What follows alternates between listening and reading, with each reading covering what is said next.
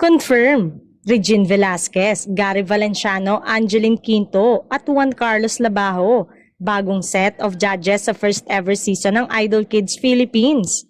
Muling nagbabalik sa bagong season ng Idol Philippines para sa muling paghahanap nito sa bawat sulok ng bansa ng bagong singing superstar na pasisikatin. Inanunsyo na ng ating ABS-CBN ang mga magiging host ng kauna-unahang Idol Kids Philippines. Nagbabalik bilang host ng Idol PH si Robby Domingo. Sasamahan niya ng OG pop culture icon na si Miss Julina Magdangal na nagbabalik sa Idol franchise matapos ang halos 17 years. Mula sa original judges noong Idol Philippines Season 1 na sina Regine Velasquez, Moira De La Torre, Vice Ganda at James Reid. Tanging si Miss Regine Velasquez at Gary V ang naiwan na original na hurado sa bagong season.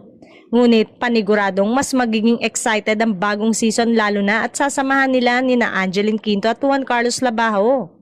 Matatanda ang host ng unang season na umere noong 2019 at ang kauna-unahang itinanghal bilang kampyon ng singing competition na si Stephanie Di Maranan ay kasalukuyan ng talent ng GMA7 Sparkle.